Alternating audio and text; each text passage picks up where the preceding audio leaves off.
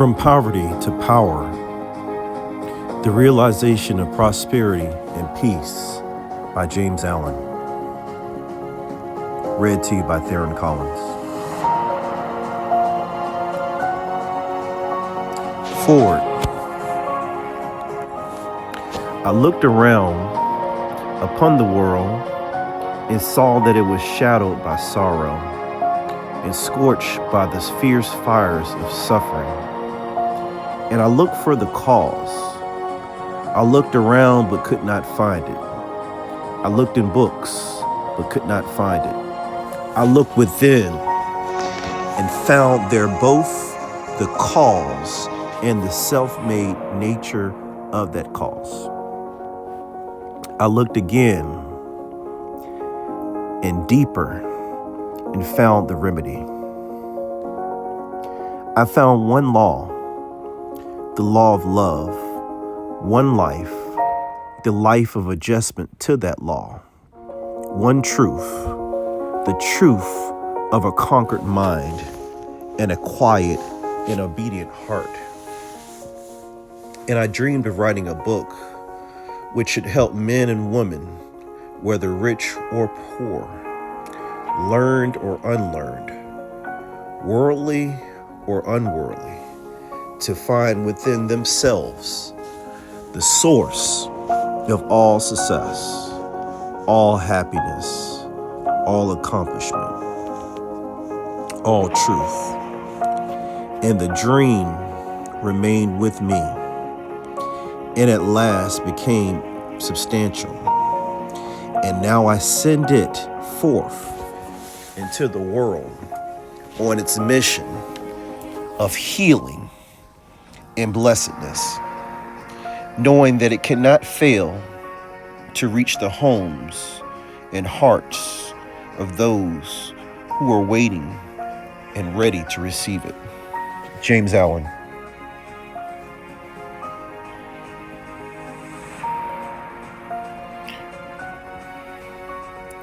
The lesson of evil.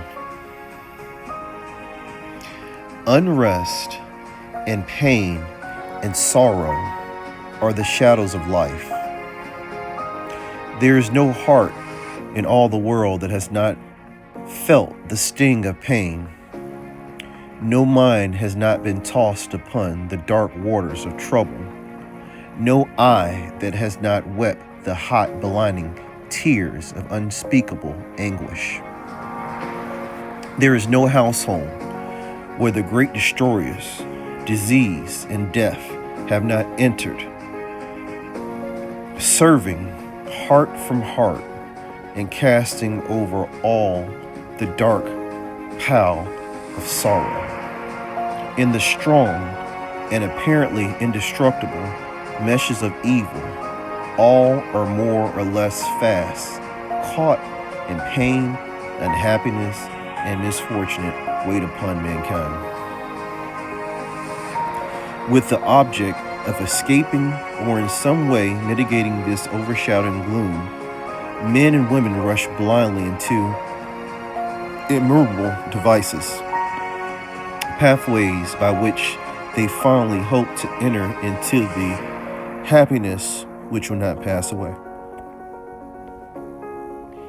Such are the drunkard and the harlot, who revel in sensual excitements, such as the exclusive aesthete, who shuts himself out from the sorrows of the world and surrounds himself with enervating luxuries, such as he who thirsts for wealth or fame, and subordinates all things to the achievement of that object.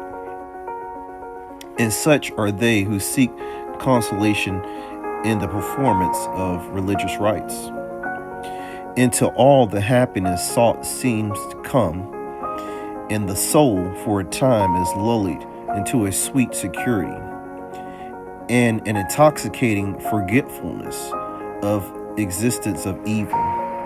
But the day of disease comes at last, or some great sorrow, temptation, or misfortune breaks suddenly in on the unfortified soul, and the fabric of its fancy happiness is torn to shreds. So over the head of every personal joy hangs in the demolition sword of pain, ready at any moment to fall and crush the soul of him who is unprotected by knowledge. The child cries to be a man or a woman. The man and woman sigh for the lost felicity of childhood.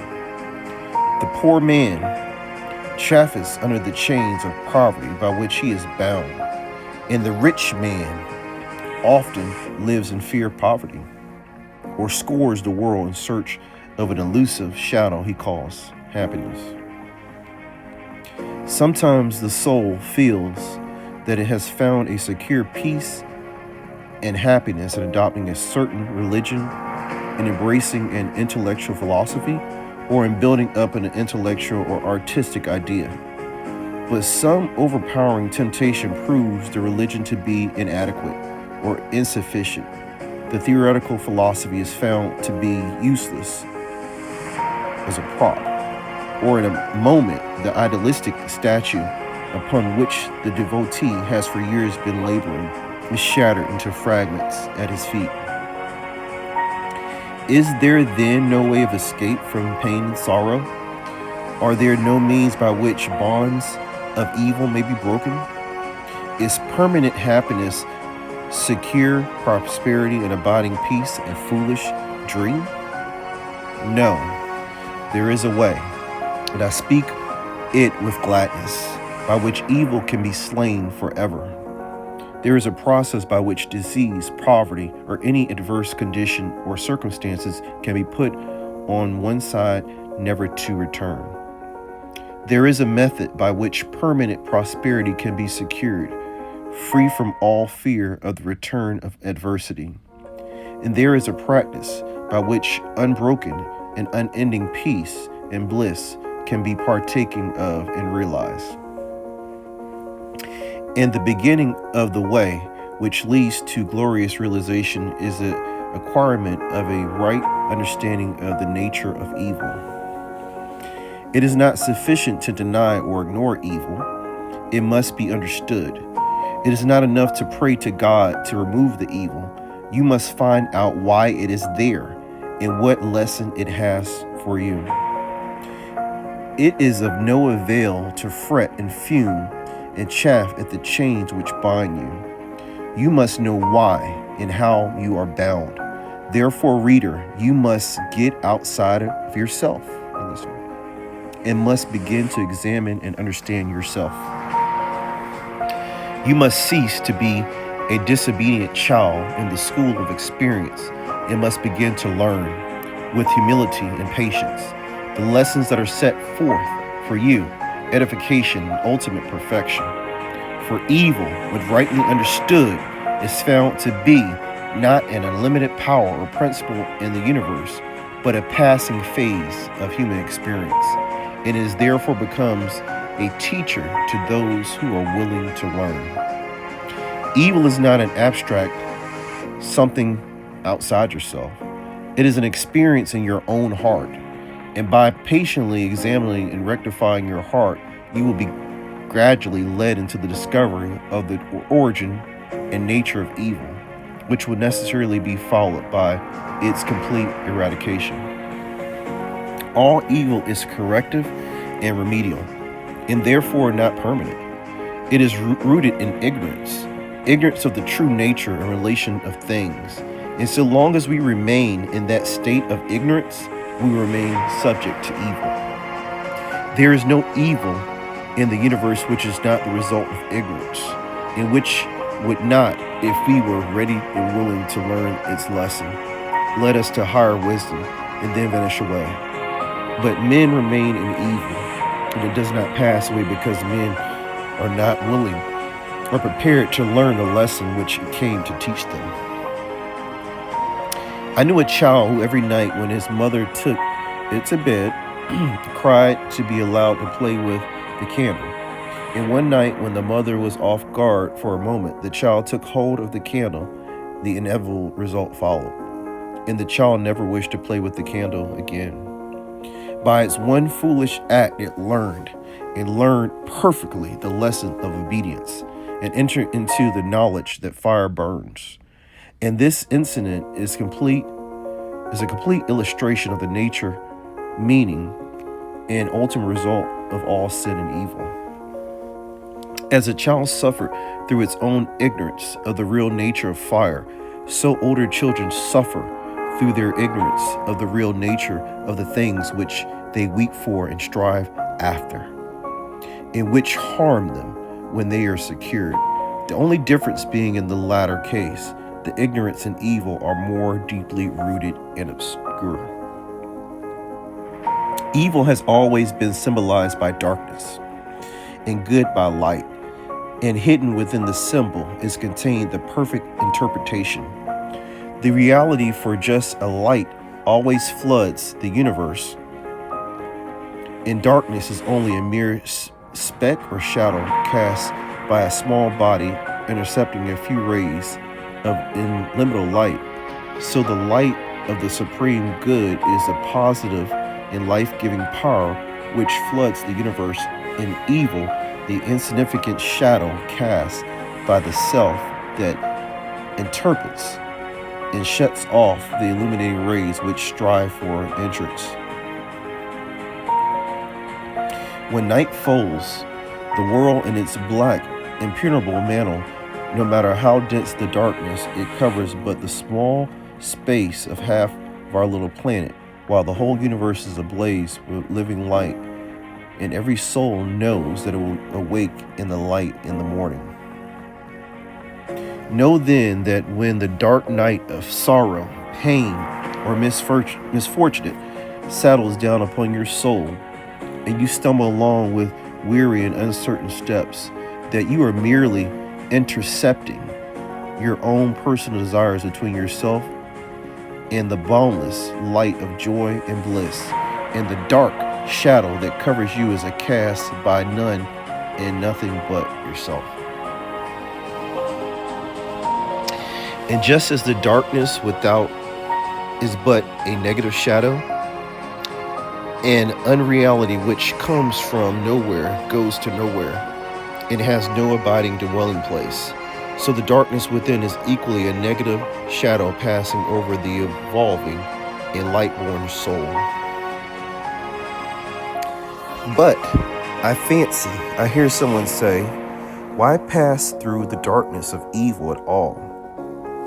Because by the ignorance you have chosen to do so. And because by doing so, you may understand both good and evil, and may the more appreciate the light by having passed through the darkness. As evil is the direct outcome of ignorance, so when the lessons of evil are fully learned, ignorance passes away, and wisdom takes its place. But as a disobedient child refuses to learn its lessons at school, so it is possible to refuse to learn the lessons of experience, and thus to remain in continual darkness, and to suffer continually recurring punishments in the form of disease, disappointment, and sorrow. He therefore, who would shake himself free of the evil which encompasses him, must be willing and ready to learn, and must be prepared to undergo that disciplinary process without which no grain of wisdom or abiding happiness and peace can be secured. A man may shut himself up in a dark room and deny that the light exists, but it is everywhere without, and darkness exists only in his own little room.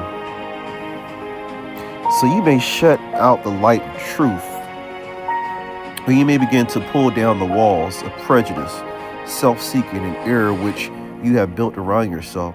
And so let the glorious and omnipresent light, by earnest self-examination, strive to realize and not merely hold as a theory that evil is a passing phase, a self-created shadow that all your pains and sorrows and misfortunes have come to. You, by a process of undeviating and absolute perfect law, have come to you because you deserve and require them. And that by first enduring and then understanding them, you may be made stronger, wiser, and nobler. When you have fully entered into this realization, you will be in a position to mold your own circumstances, to transmute all evil into good, and to weave with a master hand the fabric of your destiny. What of the night, O watchman? Seest thou yet the glimmering dawn upon the mountain's heights, the golden herald of the light of lights? Are his fair feet upon the hilltop set? Cometh he yet to chase away the gloom, and with it all the demons of the night? Strike yet his darting rays upon the sight? Hear thou his voice, the sound of Ereb's doom. The morning cometh, lover of the light. Even now he glids with gold the mountain's brow. Dimly I see the path whereon even now his shining feet are set towards the night. Darkness shall pass away, and all the things that love darkness and that hate the light shall disappear forever with the night. Rejoice, for this the speeding herald sings. What you are, so is your world. Everything in the universe is resolved into your own inward experience. It matters little what is without, for it is all a reflection of your own state of consciousness. It matters everything what you are within, for everything without will be mirrored and colored accordingly. All that you positively know is contained in your own experience. All that you ever will know must pass through the gateway of experience and so become part of yourself. Your own thoughts, desires, and aspirations comprise your world. And to you, all that there is in the universe of beauty and joy and bliss, or ugliness and sorrow and pain is contained within yourself. By your own thoughts, you make or mar your life, your world, your universe. As you build within by the power of thought, so will your outward life and circumstances shape themselves accordingly. Whatsoever you harbor in the inmost chambers of your heart will sooner or later, by the inevitable law of reaction, shape itself in your outward life. The soul that is impure, sordid, or selfish is gravitating with unerring precision towards misfortune and catastrophe. The soul that is pure, unselfish, and noble is gravitating with equal precision towards happiness and prosperity. Every soul attracts its own, and nothing can possibly come to it that does not belong to it. To realize this is to recognize the universal of divine law. The incidents of every human life, which both make and mar, are drawn to it by the quality and power of its own inner thought life. Every soul is a complex combination of gathered experience and thoughts, and the body is but an improvised vehicle for its manifestation. What therefore your thoughts are, that is your real self. In the world around, both animate and inanimate, whereas the aspects with which your thoughts clothe it. All that we are is the results of what we have thought. It is founded on our thoughts. It is made up of our thoughts. Thus said Buddha, and therefore follows that if a man is happy, it is because he dwells in happy thoughts. If miserable, because he dwells in despondent and debilitating thoughts. Whether one be fearful or fearless, foolish or wise, troubled or serene, within that soul lies the cause of its own state or states, and never without. And now I seem to hear of a chorus of voices exclaim, but do you really mean to say that awkward circumstances do not affect our minds? I do not say that, but I say this, and know it to be an infallible truth, that circumstances can only affect you insofar as you allow them to do so. You are swayed by circumstances because you have not a right understanding of the nature, use, and power of thought. You believe, and upon this little word belief, hang all of our sorrows and joys, that outward things have the power to make or mar your life. By so doing, you submit to those outward things. Confess that you are their slave, and they are your unconditional master. By so doing, you invest them with a power which they do not of themselves possess. And you succumb into a reality not to the mere circumstances, but to the gloom or gladness, the fear or hope, the strength or weakness, which your thought spear has thrown around them. I knew two men who at an early age lost hard-earned savings of years. One was very deeply troubled and gave way to chagrin, worry, and despondency.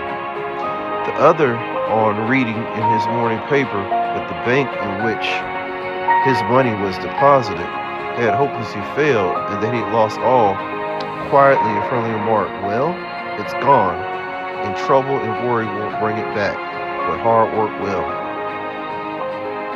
He went to work with renewed vigor and rapidly became prosperous, while the former man continued to mourn the loss of his money and to grumble at his bad luck, remained the sport and tool of adverse circumstances, in reality of his own weak and slavish thoughts. The loss of money was a curse to the one because he clothed the event with dark and dreary thoughts. It was a blessing to the other because he threw around it thoughts of strength, of hope, and renewed ardor. If circumstances had the power to bless or harm, they would bless and harm all men alike. But the fact that the same circumstances will be alike good and bad to different souls proves that the good or bad is not the circumstances, but only in the mind of him that encounters it. When you begin to realize this, will begin to control your thoughts and to regulate your discipline, your mind, and to rebuild the inward temple of your soul, eliminating all useless and superfluous material and incorporating into your being thoughts alone of joy, serenity, and strength in life, of compassion and love, of beauty, immortality. And as you do this, you will become joyful and serene, strong and healthy, compassionate and loving, and beautiful with the beauty of immortality. And as we close events with the drapery of our own thoughts, so likewise do we close the objects of the visible world around us. And where one sees harmony and beauty, another sees revolting ugliness. An enthusiastic naturalist was one day roaming the country lanes in pursuit of his hobby, and during his rambles came upon a pool of brackish water near a farmyard. As he proceeded to fill a small bottle with the water for the purpose of examination under the microscope, he dilated with enthusiasm, then discretion, to an uncultivated son of the plow who stood close by upon the hidden immeasurable wonders contained in the pool, and concluded by saying, "Yes, my friend, within this pool is contained 100, nay, 1,000,000 universes. Had we but the sense of the instrument by which we could be apprehended them."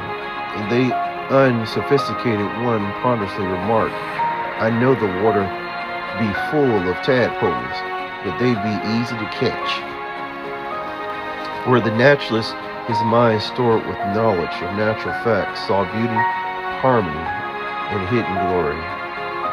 The mind unenlightened upon those things saw only an offensive mud puddle.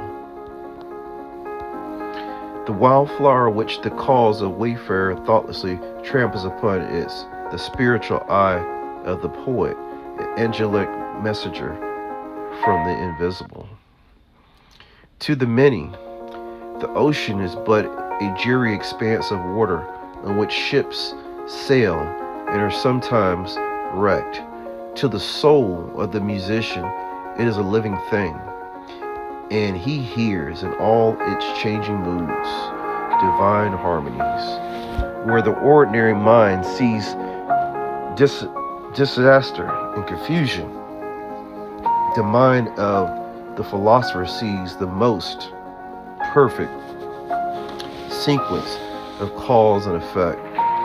And where the materialist sees nothing but endless death, the mystic sees pulsating and eternal life. And as we clothe both events and objects with our own thoughts, so likewise do we clothe the souls of others in the garments of our thoughts. The suspicious believe everybody to be suspicious. The liar feels secure in the thought that he is not so foolish as to believe that there is such a phenomenon as a strictly truthful person. The envious see envy in every soul. The mister thinks everybody's eager to get his money. He who has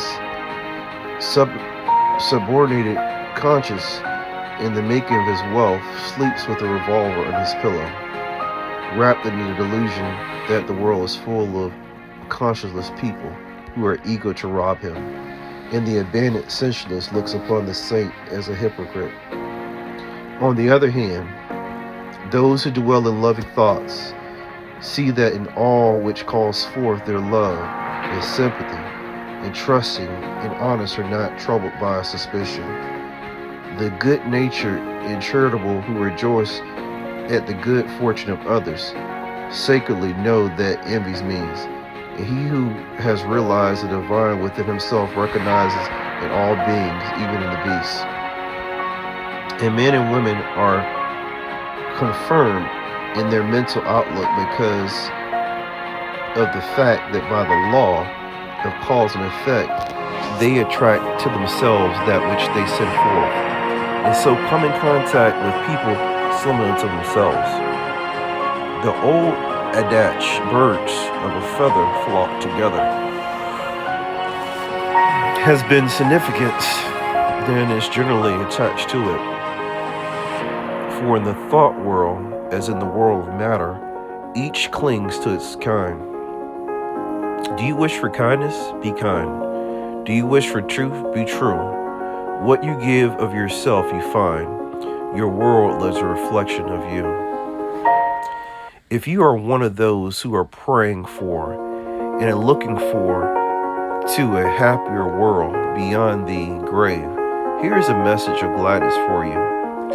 You may enter into a realization that a happy world now, it fills the whole universe and is within you, waiting for you to find you knowledge and possess, said one who knew the inner laws of being. When men shall say to here or lo, when men shall say lo here or lo there, go not to them, the kingdom of God is within you. What you have to do is believe this. Simply believe it with a mind unshadowed by doubt and meditate upon it until you understand it. You would then begin to purify and build your inner world. And as you proceed, passing from revelation to revelation, from realization to realization, you will discover the utter powerlessness of outward things besides the magical potency of self-governing soul. If thou would right the world and banish all its evil and its woes, make its wild places bloom, and its drear deserts blossom, as a rose then right thyself. If thou would turn the world from its lone captivity and sin, restore all broken hearts, slay grief, and let the sweet consolation and turn thou thyself. If thou wouldest cure the world of its long sickness, in its grief and pain, bringing all healing joy, and give the afflicted rest again. Then cure thyself, that thou would wake the world out of a dream of death, dark night strife, bring to love and peace, and light and brightness of a mortal life. Wake thou thyself.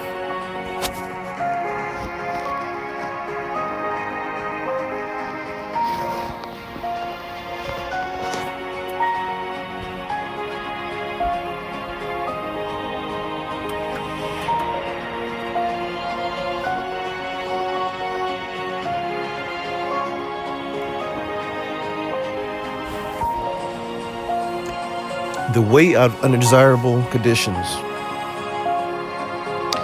Having seen and realized that evil is but a passing shadow thrown by the intercepting self across the transcendent form of the eternal good, and that the world is a mirror in which each sees a reflection of himself, we now ascend by firm and easy steps to that plane of perception, wherein is seen and realized the vision of law. With this realization comes the knowledge that everything is included in a ceaseless interaction of cause and effect, and that nothing can possibly be divorced from law. From the most trivial thought, word, or act of man, up to the groupings of the celestial bodies, law reigns supreme. No arbitrary condition can, even for one moment, exist, for such a condition would be a denial of an annihilation of law. Every condition of life is therefore bound up in an orderly and harmonious sequence, and the secret and cause of every condition contains itself within its law. Whatsoever a man sows, that shall he also reap. Is inscribed in flaming letters upon the portal of eternal, that no one can deny it, no one can cheat it, no one can escape it.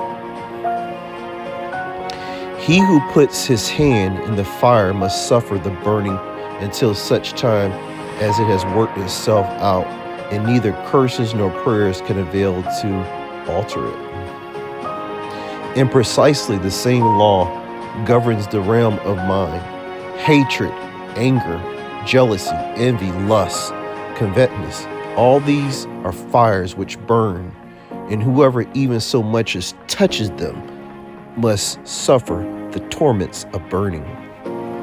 All these conditions of the mind are rightly called evil, for they are the efforts of the soul to subvert in its ignorance the law, and they therefore lead to chaos and confusions within, and are sooner or later actualized in the outward circumstances as disease, failure, misfortune, coupled with grief, pain, and despair.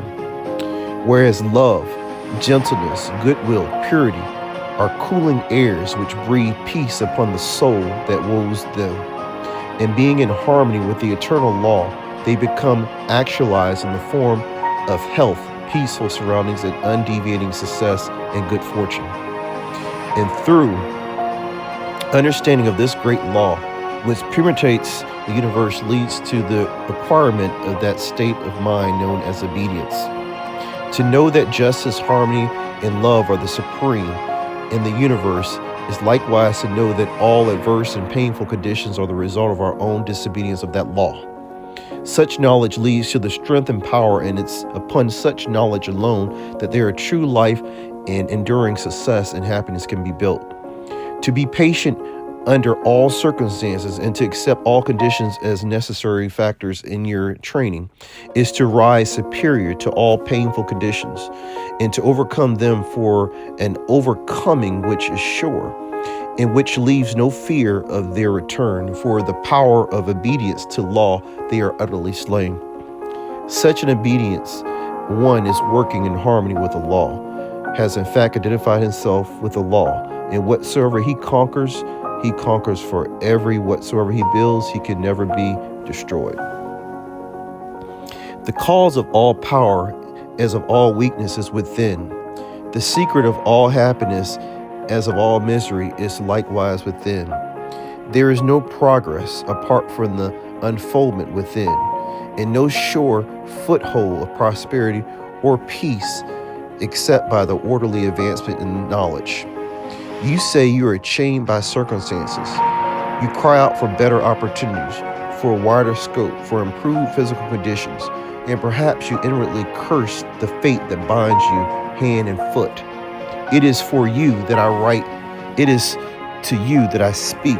Listen and let my words burn themselves into your heart, for that which I say to you is truth. You may bring about that improved condition in your outward life, which you desire, if you will unswervingly resolve to improve your inner life. I know this pathway looks barren, and its commencement, truth always does. It is only error and delusion which are the first inviting and fascinating. But if you undertake to walk it, if you perseverately discipline your mind, eradicating your weaknesses, and allowing your soul forces and spiritual powers to unfold themselves, you will be astonished at the magical changes which will be brought about in your outward life. As you proceed, golden opportunities will stream across your path, and the power and judgment to properly utilize them will spring up within you. Genial friends will come to unbidden to you. Sympathetic souls will be drawn to you as the needle is to magnet. And books and all outward aids that you will require will come to you unsought. Perhaps the chains of poverty hangs heavily upon you, and you are friendless and alone, and you long with an intense longing that your load may be lightened. But the load continues, and you seem to be enveloped in an ever-increasing darkness. Perhaps you complain. You bewail your lot. You blame with your birth, your parents, your employer, or the unjust powers who have bestowed upon you so undeservedly powerfully in hardship, and upon another affluence and ease. Cease your complaining and fretting. None of these things which you blame are the cause of your poverty. The cause is within you yourself, and where there is cause, there is a remedy. The very fact that you are a complainer shows that you deserve your lot, shows that you lack the faith which is the ground of all effort and progress. There is no room for a complainer in the universal law, and worrying is soul suicide.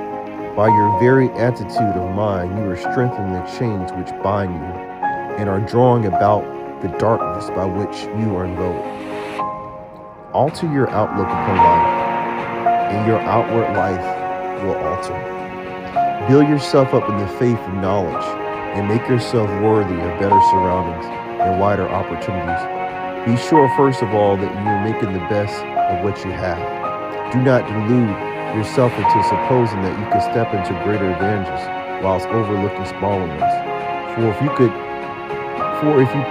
the advantage would be impermanent, and you would quickly fall back again in order to learn the lesson which you had neglected. As a child at school must master one standard before passing on to the next, so before you can have the greater good which you desire, you must faithfully employ that which you already possess. The parable of the talents is a beautiful story illustrative of this truth. For does it not plainly show that if we misuse, neglect, or degrade that which we possess, be it ever so mean and insignificant, even that little will be taken from us? For by our conduct we show that we are unworthy of it. Perhaps you're living in a small cottage and are surrounded by unhealthy and vicious influences. Your desire a larger and more sanitary residence. Then you must fit yourself for such a residence by first of all making your cottage as far as possible a little paradise. Keep it spotless and clean. Make it look pretty and sweet as your limited means will allow. Cook your plain food with all care and arrange your humble table as tastefully as possibly you can. If you cannot afford carpet, let your rooms be carpeted with smiles and welcomes, fastened with the nails of kind words driven with the hammer of patience. Such a carpet will not fade in the sun, and constant use will never wear it away. By so ennobling your present surroundings, you will rise above them and above the need of them. And at the right time, you will pass into the better house in surroundings which have all along been waiting for you, in which you have fitted yourself to occupy. Perhaps you desire more time for the thought and efforts, and feel that your hours of labor are too hard and long. Then see to it that you're utilizing to the fullest the possible extent of what little spare time you have. It is useless to desire more time if you are already wasting what little you have, for you only grow more indolent and indifferent. Even poverty and lack of time and leisure are not the evils that you imagine they are. And if they hinder you in your progress, it is because you have clothed them into your own weaknesses. And the evil that you see in them is really in yourself. Honor in order to fully, completely realize that, so as far as you shape and mold your mind, you are the maker of your destiny. And it's by the transmuting power of self-discipline, you realize that this is more and more. You will come to see that these so-called evils may be converted into blessings. You would then realize and utilize your poverty for the circulation, a cultivation of patience, hope, and courage, and your lack of time in the gaining of promptness of actions, decisions by mind, by seizing the precious moments as they present themselves for your acceptance. As in the rankest soul, most beautiful flowers are grown. So in the dark soul of poverty, the choicest flowers of humanity have developed and bloomed. Where there are difficulties to cope with and unsatisfactory conditions to overcome, the virtue most flourishes and manifests its glory. It may be that you are in the employ of a tyrannous master or mistress, and that you feel you are the harshly treated. Look upon this also as necessary to your training. Return your employer's unkindness with gentleness and forgiveness. Practice unceasingly patience and self-control. Turn the disadvantages to account by utilizing it for the gaining of mental and spiritual strength. And by your silent example and your influence, you will thus be teaching your employer, will be helping him to grow ashamed of his conduct, and will at the same time be lifting yourself up to the height of spiritual attainment by which you will be enabled to step into a new and more congenial surroundings the time when they are presented to you. Do not complain that you are a slave, but lift yourself up by noble conduct above the plane of slavery. Before complaining that you are a slave to another, be sure that you are not a slave to self. Look within, look searchingly, and have no mercy upon yourself. You will find there purchins, slavish thoughts, slavish desires, and in your daily life and conduct slavish habits. Conquer these. Cease to be a slave to self, and no man will have power to enslave you. As you overcome self, you will overcome all adverse conditions, and every difficulty will fall before you. Do not complain that you're oppressed by the rich. Are you sure that if you gain riches, you would not be an oppressor yourself? Remember that there is an eternal law which is absolutely just, in that he who oppresses today must himself be oppressed tomorrow. And from this, there is no way of escape. And perhaps you, yesterday, in some former existence, were rich and an oppressor, and that you are now merely paying off the debt which you owe to the great law. Practice, therefore, fortitude and faith. Dwell constantly in the mind upon the eternal justice, eternal good, endeavor to lift yourself above the personal and transitory into the impersonal and permanent. Shake off the delusion that you are being injured or oppressed by another, and try to realize by a profounder comprehension of your life that the laws which govern that life, you are only really injured by what is within you. There is no practice more degrading, debasing, and soul destroying than that of self pity. Cast it out from you. While such a canker is feeding upon your heart, you can never expect to grow into a fuller life. Cease from the condemnation of others and begin to condemn yourself. Condone none of your acts, desires, or thoughts that will bear comparison with spotless purity or endure the light of sinless good. By so doing, you will be building your house upon the rock and the eternal, and all that is required for your happiness and well-being will come to you in its own time. There is positively no way of permanently rising above poverty or any undesirable condition except by eradicating those selfish and negative conditions within, of which these are the reflection and by virtue of which they continue. The way to true riches is to enrich the soul by the acquisition of virtue. Outside of the heart virtue, there is neither prosperity nor power, but only appearances of these. I am aware that men make money who have acquired no measure of virtue and little desire to do so. But such money does not constitute true riches, and its possession is transient and feverish.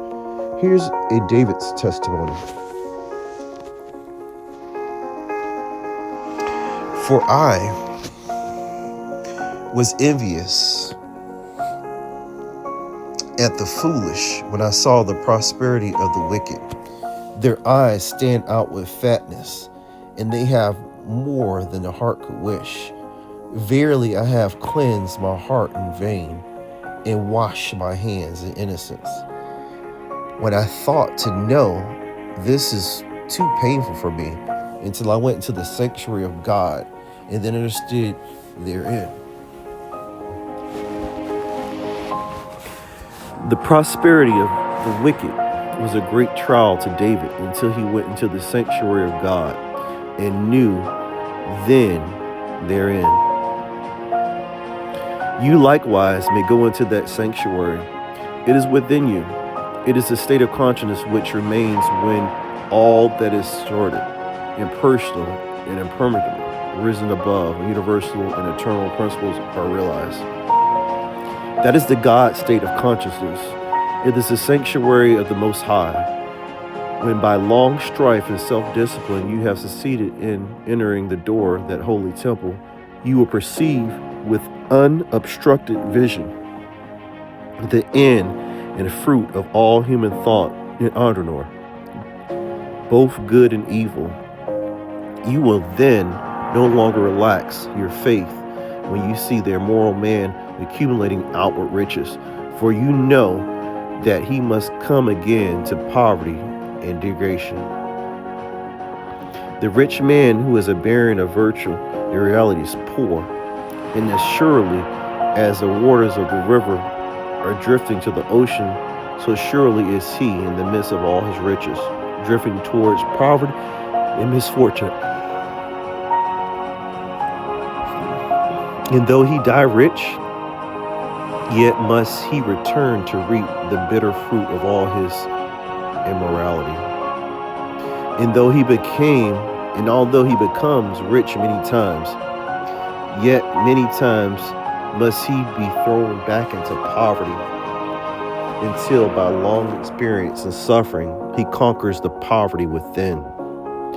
But the man who is outwardly poor, yet rich in virtue, is truly rich, and in the midst of all poverty he is surely traveling towards prosperity and abounding joy and bliss. Await his coming. If you would become truly and permanently prosperous, you must first become virtuous. It is therefore unwise to aim directly at prosperity and make it the one object in life, to reach out too greedily for it. To do this is ultimately defeat yourself. But rather aim at self-perfection. Make useful and unselfish service the object of your life, and ever reach and out of the hands of faithful towards the supreme and unalterable good. You say you desire wealth, not for your own sake, but in order to do good with it and to bless others. If this is your real motive in desiring wealth, then wealth will come to you. For you are strong and unselfish indeed. If the midst of riches you are willing to look upon yourself as a steward and not as the owner. But examine well your motive. For in the majority of instances where money is desired for the admitted object of blessing others, the real underlying motive is a love of popularity and a desire to pose as a philanthropist or reformer. If you're not doing good with what you have, depending on the more money you got, the more selfish you will become. And all good you appear to do with your money, if you attempt to do any, would be so much insinuating self-laudation. If your real desire is to do good, there is no need to wait for the money before you do it. You can do it now in this very moment and just where you are. If you're really so unselfish as you believe yourself to be, you will show it by sacrificing yourself for others now. No matter how poor you are, there is room for self-sacrifice. For did not the widow of her all into the treasury? For did not the widow put her all into the treasury?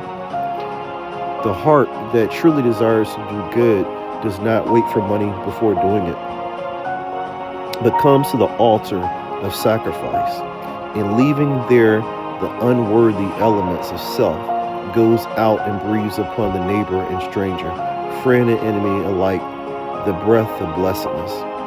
As the effect is related to the cause, so is prosperity and power related to the inward good, and poverty and weakness in the inward evil. Money does not constitute true wealth, nor position, nor power, and relying upon it alone is to stand upon a simply place.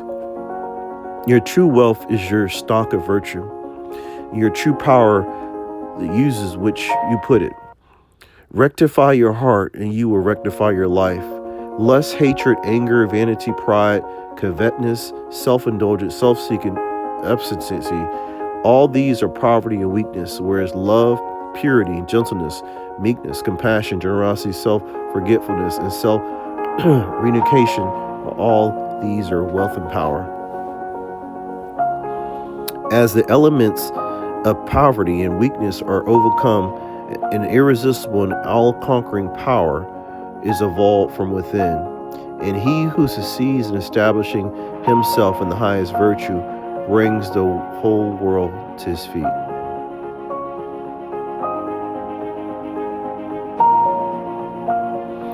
But the rich, as well as the poor, have their undesirable conditions and are frequently farther removed from happiness than the poor. And here we see how happiness depends not upon outward aids or possessions, but upon the inward life.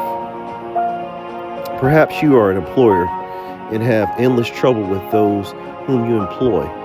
And when you do get good and faithful servants, they quickly leave you. As a result, you're beginning to lose or have completely lost your faith in human nature. You try to remedy matters by giving better wages and by allowing certain liberties, yet matters remain unaltered. Let me advise you. The secret of all your trouble is not in your servants, it is in yourself. And if you look within a humble and sincere desire to discover and eradicate your error, you will sooner or later find the origin of all your unhappiness. It may be some selfish desire or lurking suspicion or unkind attitude of mind which sends out its poison upon those about you and reacts upon yourself, even though you may not show it in your manner of speech. Think of your servants with kindness. Consider of them that extremely serve, which yourself would not care to perform if you were in their place. Rare and beautiful is the humility of the soul, which a servant entirely forges himself in the master's good. But far rare and beautiful with divine beauty is that nobility of the soul by which a man, forgetting his own happiness, seeks the happiness of those who are under his authority and who depend on him for their bodily sustenance. In such a man, happiness is increased tenfold, nor does he need to complain of those who he employs. said a well-known and extensive employer of labor who never needs to dismiss an employee, I have always had the happiest relations with my work people. If you ask me how is it to be accounted for, I can only say that it has been my aim from the very first to do to them as I would want to be done.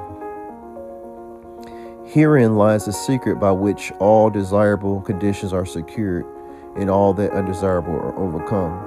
Do you say that you are lonely and unloved and have not a friend in this world? Then I pray for you, the sake of your own happiness. Blame nobody but yourself. Be friendly towards others, and friends will soon flock around you. Make yourself pure and lovable, and you will be loved by all. Whatever conditions are rendering in your life burdensome, you may pass out of and beyond them by developing and utilizing within you the transforming power of self-purification and self-conquest. Be it the poverty which galls, and remember that poverty upon which I have been delighting is the poverty which is a source of misery, and not that voluntary poverty which is the glory of emancipated souls, of the riches of burden, or many misfortunes, griefs, and annoyances, which the dark background in the web of life you may overcome them by overcoming the selfish elements within which give them life. It matters not by the unfailing law. There are past thoughts and acts worked out of atone for as by the same law we are setting in motion during every moment of our life fresh thoughts and acts, and we have the power to make them good or ill. Nor does it follow that if a man reaping what he has sown must lose money or forfeit position, that he must also lose his fortitude or forfeit his uprightness. And it is in these that his wealth and power and happiness are to be found. He who clings to the self, his own enemy, and is surrounded by enemies. He who relinquishes self is his own savior, and is surrounded by friends like protecting belt. Before the divine radiance of pure heart, all darkness vanishes, and clouds melt away. And he who has conquered self has conquered the universe. Come then out of your poverty, come out of your pain, come out of your troubles, and sighings, and complaining, and heartaches, and loneliness, by coming out of yourself. Let the old tattered garment of your petty selfishness fall from you, and put on the new garment of universal love. You will then realize the inward heaven, and it will be reflected in all your outward life. He who sets his foot firmly upon a path or self-conquest, who walks, aided by the staff of faith, the highway of self-sacrifice, will assuredly achieve the highest prosperity and will reap abounding and enduring joy and bliss. To them that seek the highest good, all things subserve the wisest ends. Naught comes as ill, and the wisdom lends wings to all shapes of evil broad. The dark night sorrow veils a star that waits to shine with glancing light. Hell waits on heaven, and after night comes gloating glory from afar. Defeats are steps by which we climb with pure aim to noble ends. Loss leads to gain, and joy attends the footsteps up the hills of time. Pain leads to paths of holy bliss, to thoughts and words and deeds defined, and clouds that glooms and rays that shine. Along life's upward highway kiss, misfortune does but cloud the way whose end and summit in the sky. A bright success, sun-kissed and high, awaits our seeking and our stay. The heavy pall of doubts and fears that clouds the valley of our hopes, the shades with which spirit copes, the bitter harvesting of tears, the heartaches, miseries, and griefs, the bruising, the born, the broken, the ties, All these are steps by which we rise to living ways of sound beliefs. Love, pitney, watchful, runs to meet the pilgrim from the land of fate. All glory and good await the coming of the obedient feet. The silent power of thought controlling and directing one's force. The most powerful force in the universes are the silent force. And according to the intensity of the power, does a force become benefit when it is rightly directed and destructive when wrongly employed. This is common knowledge in regard to the mechanical forces such as steam, electricity, etc. But few have yet learned to apply this knowledge to the realm of mind, where the thought forces most powerful of all are continually being generated and sent forth as currents of salvation or destruction. At this stage of his evolution, man has entered into the possession of those forces, and the whole trend of his present advancement is their complete subjugation. All the wisdom possible to man on this material earth is to be found only in complete self-mastery and the command, love your enemies, resolve itself into exhortation to enter how now into the possessions of that sublime wisdom by taking hold, mastering and transmuting those mind forces to which man is now slavishly subject and by which he helplessly borne like a straw on the stream upon the currents of selfishness. The Hebrew prophets, with their perfect knowledge of supreme law, always related outward the events in the inward thought, and associated national disasters or success with the thoughts and desires that dominated the nation at the time. The knowledge of the causal power of thoughts is the basis of all prophecies, as it is the basis of all real wisdom and power. National events are simply the working of the psychic forces of the nation. Wars, plagues, and families are the meeting and clashing of wrong directed thought forces, the culminating points at which destruction steps in as the agent of law. It is the foolish to ascribe war to the influence of one man or one body of men. It is the crowning horror of national selfishness. It is the silent and conqueror thought forces which bring all things into manifestation. The universe grew out of thought. Matter in its last analysis is found to be merely objective thought. All men's accomplishments were first wrought out in thought and then objectivized. The author, the interventor, the architect first builds up his work in thought, and having perfected all of his parts in complete harmonious whole upon the thought plane, he then commences to materialize it, to bring it down the material or sense plane. When the thought forces are directed in harmony with the overruling law, they are building up perspective. But when subverted, they become disaggregating and self-destructive. To adjust all your thoughts to a perfect and unwavering faith in the opulence and supremacy of good is to operate with good, and to realize within yourself the solution and destruction of all evil. Believe and ye shall live. And here we have the true meaning of salvation.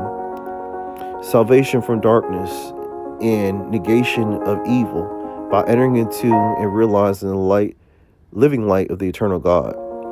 Where there is fear, worry, anxiety, doubt, and trouble, chagrin, disappointment, there is ignorance and lack of faith. All these conditions of the mind direct the outcome of selfishness and are based upon inherent belief of power and supremacy of evil. They therefore constitute practical atheism, and to live in become subject to these negative soul-destroying conditions of mind is the only realm atheism. It is salvation from such conditions that the race needs, and let no man boast of salvation while he is their helpless and obedient slave. To fear or to worry is as sinful as to a curse. For how can one fear or worry if he instinctively believes in the eternal justice, the omnipotent good, the boundless love? To fear, to worry, to doubt is to deny, to disbelieve.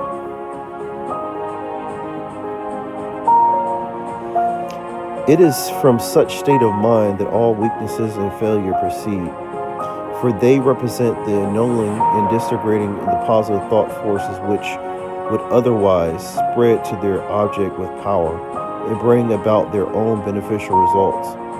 To overcome these negative conditions is to enter into a life of power, is to cease to be a slave and to become a master. And there is only one way by which they can overcome, and that is by steady and persistent growth in inward knowledge. To mentally deny evil is not sufficient. It must, by daily practice, be risen above and understood. To mentally affirm the good is inadequate. It must, by unswerving onward, be entered into a comprehended.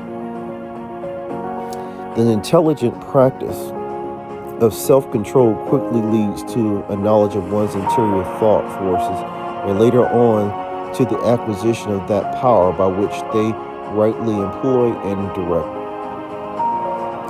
In the measure that you master self, that you control your mental forces instead of being controlled by them, in just measure you will find master affairs in outward circumstances. Show me a man under whose touch everything comes away, and who cannot retain success even when it's placed in his hands. And I will show you a man who dwells and continues in those conditions of mind which are very negation of power. To be forever wallowing in the bogs of doubt, to be drawn continually into the quicksands of fear, or blown ceaselessly about by the winds of anxiety, is to be a slave. And to live the life of a slave, even through success and influence, be forever knocking at your doorstep seeking admittance. Such a man, being without faith and without self-government, is incapable of the right government of his affairs, and is a slave to circumstance, and his reality is slave to himself. Such are taught by affliction, and ultimately pass from weakness to strength by the stress of bitter experience. Faith and purpose constitute the motive power of life. There is nothing that a strong faith and an unflinching purpose may not accomplish. By the daily exercise of silent faith, the thought forces are gathered together. In the daily strengthening of silent purpose, those forces are directed towards the object of accomplishment. Whatever your position in life may be, before you can hope to enter into any measure of success, usefulness, and power, you must learn how to focus your thought forces by cultivating calmness and repose. It may be you're a businessman. You are suddenly confronted with some overwhelming difficult or probable disaster. You grow fearful and anxious, and you are not, and you're at your wit's end. To persist in such a state of mind would be fatal. For when anxiety steps in, correct judgment passes out. Now, if you would take advantage of a quiet hour or two early in the morning at your night and go away to some solitary spot or to some room in your house where you know you will be absolutely free from intrusion, and having seated yourself in an easy attitude, you forcibly direct your mind right away from the object of anxiety by dwelling upon something in your life that is pleasing and blissful and calm, repose, and strength will gradually steal into your mind, and your anxiety will pass away. Upon the instant that you find your mind reverting to the lower plane of worry, bring it back again and reestablish on the plane of peace and strength. When this is fully accomplished, you may then concentrate your whole mind upon the solution of your difficulties. In what intricate and rousable to you in your hour, anxiety will be made plain and easy. And you will see with clear vision and perfect judgment, which belong only to a calm and untroubled mind, the right course to pursue and the proper end to be brought about. It may be that you will have to try day after day before you'll be able to perfectly calm your mind. But if you persevere, you will certainly accomplish it. And the course which is presented to you in that hour of calmness may be carried out. Doubtless, when you again involve in the business day and worries again creep in and begin to dominate you, you will begin to think that the course is wrong or foolish one, but do not heed such suggestions. Be guided absolutely by the entire vision of calmness and not by the shadows of anxiety. The hour of calmness is the hour of illumination and correct judgment. By such a course, mental discipline and scattered thought forces are reunited and directed. Like the rays of the searchlight upon the problem at issue, with the results it gives way before them. There is no difficulty, however great, but will yield before a calm and powerful concentration of thought, and no legitimate object may be speedily actualized by the intelligent use of direction of one's soul forces. Not until you have deeply and searchingly into your inner nature and have overcome many enemies that lurk there can you have an approximate conception of the power of thought, of its inseparable relation of outward material things, or its magical potency when rightly poised and directed in readjusting and transforming the life conditions. Every thought you think is a force sent out. In accordance with its nature, intensity will go out to seek lodgments in minds and receptive to it, and will react upon yourself for good and evil. There is ceaseless reciprocity between mind and mind, and the continual interchanging of thought forces. Selfish and disturbing thoughts are so many malevolent and destructive forces, messengers of evil, sent out to stimulate and augment evil of the minds, which is turned sent out back upon you that of power. While thoughts that are calm, pure, and unselfish are so many angelic messengers sent out into the world with health, healing, blessedness upon their wings, counteracting the evil forces, pouring the oil of joy upon troubled orders and anxiety and sorrow, and restoring to broken hearts their heritage of mortality. Think good thoughts, and they will quickly become actualized in your outward life in the form of good conditions. Control your soul forces, and you will be able to shape your outward life as you will. The difference between a savior and a sinner is this, that the one has perfect control of all the forces within him, the other is dominated and controlled by them. There is absolutely no way to true power in abiding peace but by self-control, self-government, self-purification. To be at the mercy of your disposition is to be impotent, unhappy, and little real use in the world. The conquest of your petty likes and dislikes, your caprices, love, your hates, your fits of anger and suspicion, jealousy, and all the changing moods to which you are more or less helplessly subject, this is a task you have before you and would weave into the web of the golden threads of happiness and prosperity. And so far, you are enslaved by the changing moods within you.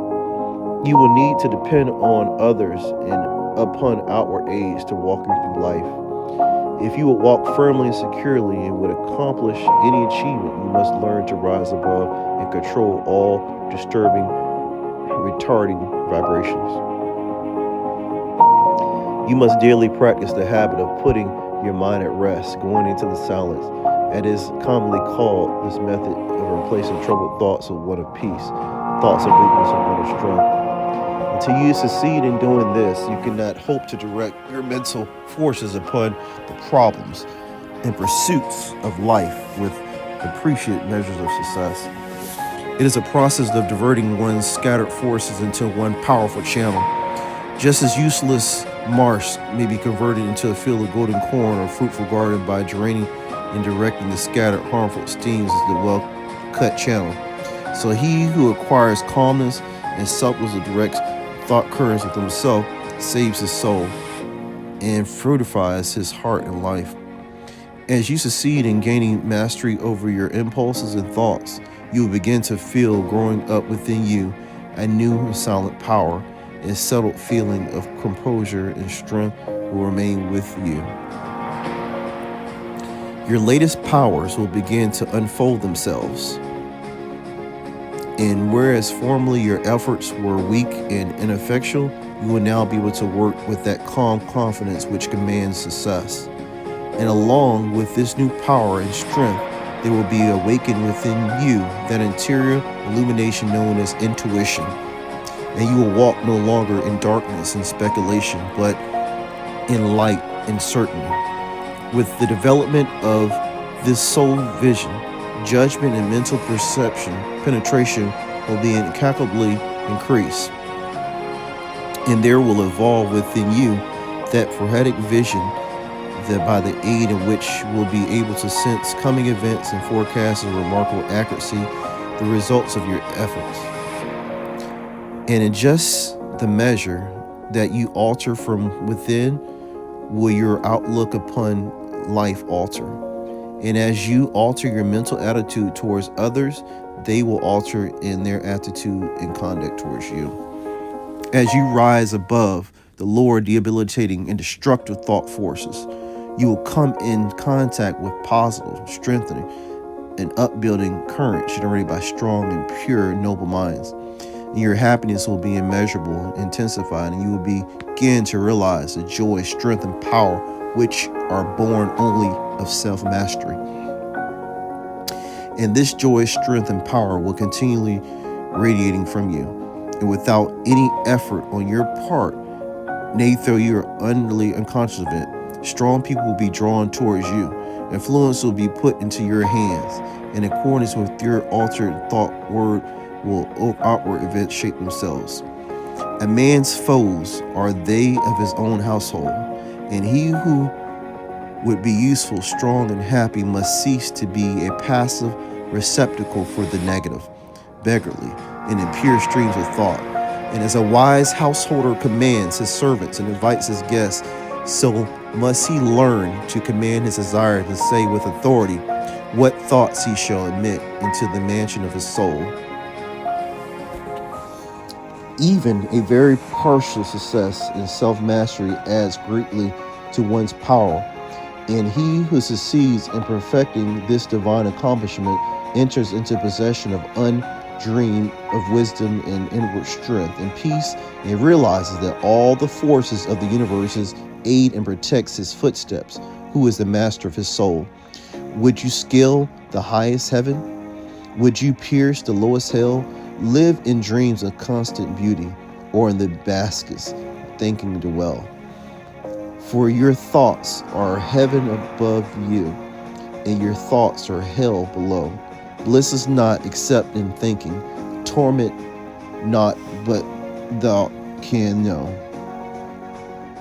But thought can know. Words would vanish, but for thinking. Glory is not but in dreams. The drama that ages from the thought's eternal streams. Dignity and shame and sorrow, pain and anguish, love and hate are but massings, a mighty pulsing throughout that governs fate. As the colors of the rainbow makes the one uncolored being, so the universe's changes and make the one eternal dream. And the dream is all within you, and the dreamer waiteth long for the morning to awake him to the living thought and strong, that shall make the idea real, make to vanish dreams of hell, in the highest and holiest heaven, where the purest and perfect dwell. Evil is a thought that thinks it, good the thought that makes it so. Light and darkness, sin and pureness, likewise out of thinking grow. Dwell in the thought upon the grandest, and the grandest you shall see. Fix your mind upon the highest, and the highest you shall be.